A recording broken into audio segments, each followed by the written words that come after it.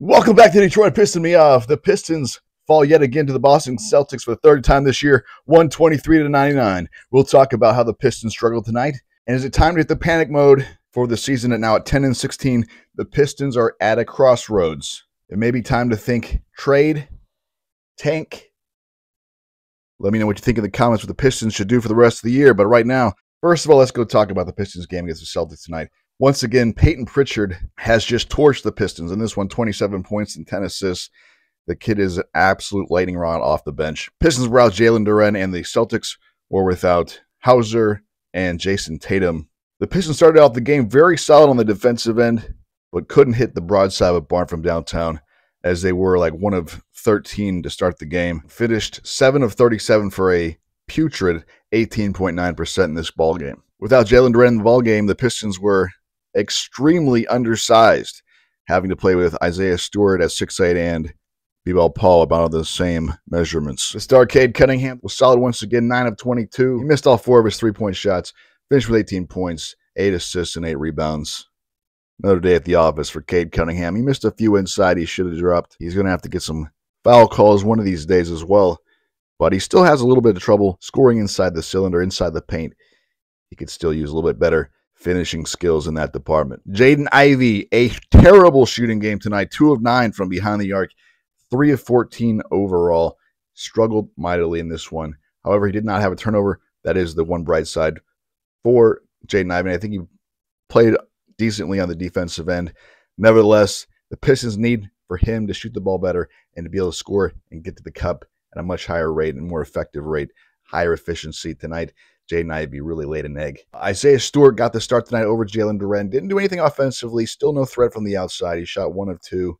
He made some great plays defensively in this one. Only finished with 5 rebounds. Didn't have a turnover. That was huge. The Pistons only had 8 turnovers on the night. Actually, a big bright spot for them this evening, but they just could not knock down shots at any point. The two veterans, Tim Hardaway and Tobias Harris, only played 25 for Tobias tonight and 19 minutes for Tim Hardaway. We're solid, 3 for 6 for Tim Hardaway. He was 0 of 3 from beyond the arc. And then Tobias Harris was 4 of 9. Decent, but not great for these cats. Malik Beasley had a rough one in this game, only playing 16 minutes. He was 2 for 7, 0 of 3 from behind the arc. He was a negative 27 while he was on the floor. Paul Reed got some minutes due to the fact that Jalen Duren was out, so he got 15 minutes, was 2 of 6. 3 steals in this one, solid there, and 3 rebounds. I like Paul Reed. He gives him a little bit of energy off the bench. I wouldn't mind if the Pistons were to trade Jalen Duren. Yes, they'd be extremely undersized, but they'd have definitely the energy with Isaiah Stewart and B-Ball Paul at the center position. Also, Ausar Thompson's been playing a little bit of that emergency center tonight. He got 13 minutes. Is it time to rip the Band-Aid off Ausar Thompson here? He's been just getting 3-4 minutes at a time, getting 13.9 minutes tonight, 2 of 6 from the field, 3 rebounds, and that's about it on the stat line. He's showing some great passing, though. His handle's a little bit shaky at this time, and he's definitely getting gassed early. They're going to need to get him back into shape as soon as they can because they really need Ausar Thompson. Amazing athleticism in this one. A couple of big dunks. Nothing unusual for Ausar Thompson. I think he's a big key to the Pistons' future. To the main event of the evening, Ronald Holland. A career game in this one. Now, a lot of this production did come in the fourth quarter when the Pistons were down by 30. Nevertheless, in 21 minutes of play, 11 of 14 shooting from the field. Yes, 11 of 14, knocking down 2 of 5 three-point shots. Hit both his free throws.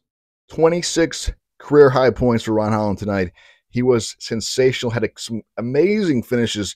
He started driving to the cup and made some just incredible plays for the Pistons in this one. So Ronald Holland gets the game ball for the Pistons, even though they lose by, 24 points. Does anyone deserve a game ball? I think not. But Ron Holland, excellent breakout performance from this kid. And now let's talk about the season as a whole. If you asked me before the season, would you be happy with a 10-16 record? I absolutely would after winning just 12 games or 14 games last season. The Pistons are on pace to get around 30 Ws, and that'd be a huge step in the right direction. Also, at this point, they are just a half a game out from the play-in tournament behind Chicago and a few others. The Pistons are right where you'd want them to be in this point of the season. You got Cade Cunningham playing at an all-star level. Jaden Ivey has been inconsistent, but has shown flashes and has definitely made an improvement this season. But then you got Ausar Thompson, just playing a 6-ball game this year, just getting a few minutes here. The second half of the season, they're going to have to get him acclimated and back to 100%. Ron Holland has been a pretty effective 19-year-old rookie in limited time, getting around 10 to 15 minutes of contest. Tonight he got 20, 26 points, a career high.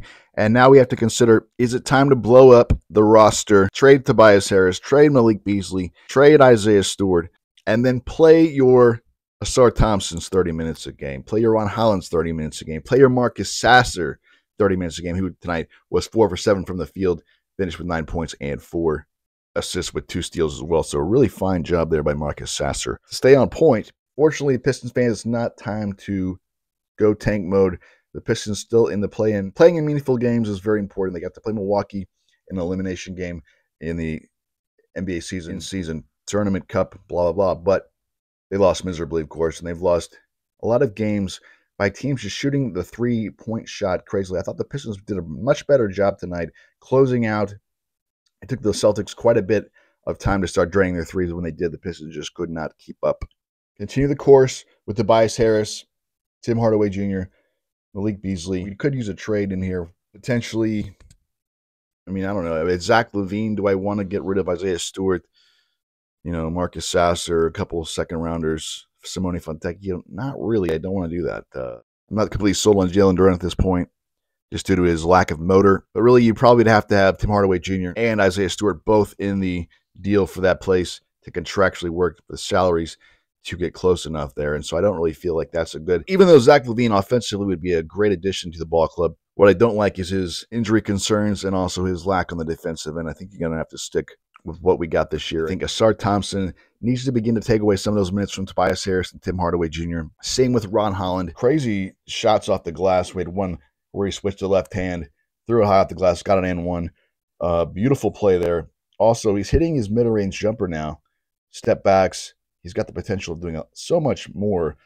And I think it's time to really take the training wheels off Ron Holland. Let him kind of get more in that 25 to 27 minutes a night and then ramp up Ausar Thompson. And it's going to have to be, like I said, Tobias Harris and Tim Hardaway taking a little bit of a haircut in terms of minutes. And I don't necessarily think that's a bad thing. I think you can maximize their time on the floor. Also, Marcus Sasser's got to be thrown in that mix as well.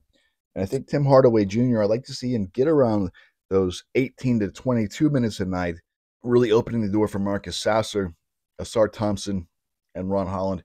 Same with Tobias Harris, maybe around 22 to 25 minutes. I don't want to disrespect what these veterans have done for the Pistons this year. They've been rock solid for the most part on the court and definitely off the court. So I think their contributions have been immense for the Pistons this season.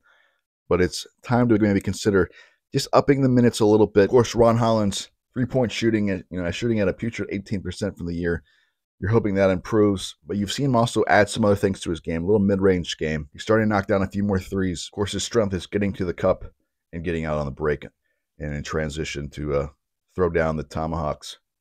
Ausar Thompson, probably my favorite player to watch outside of Cade Cunningham on the Pistons right now. He's just so damn exciting. If he can be that ball handler, that second creator to help the Pistons out in that department, I think he's going to become a very, very integral part to this offense and defense. So to break it down for you, no, it's not time to make deals, but I don't think, bringing in a Zach LaVine or the cat from New Orleans just due to their salaries, and I just don't think the Pistons are really on that timeline right now with the Zach LaVine. It's just time to develop who the Pistons already have on this roster. They have an immense young bit of talent. It's okay to lose a little bit and keep the draft pick this year, although I wouldn't mind seeing them get in the playoffs and losing that pick. I doubt it's going to happen this year, to be honest. They have to get in the play-in and then win a play-in series and get in the regular playoffs for them to lose their draft pick, and I just don't see that occurring this season. So I think it's time to stay the course, just limiting the minutes slightly for some of the veterans. I believe the rookies, Ron Holland, the second-year man, Marcus Sasser, I think when Obi Klitman gets back, it'd also be nice to see him get a few minutes here and there. The focus of the season for Pistons is definitely player development, but they also have to keep a competitive team on the floor there. The veterans have soaked up a lot of minutes early on. I think it's time to reduce those just a teensy-weensy bit, okay? That's all I got to say on that. I think it's time. Yes, you're going to have some growing pains, but you're also going to see some highlight. You're going to see some growing in terms of development from your Ron Hollands of the world, from your Marcus Sassers. Jaden Ivey has to become more consistent. Jalen Duren, once he returns from the wrist injury, he's really got to get a fire up into his ass, or he's not going to get the contract extension that he wants so desperately desires this offseason. So, Piston fans, do me a solid, smash that like button and subscribe to the channel. I'll see you next time on Detroit Piston Me Off.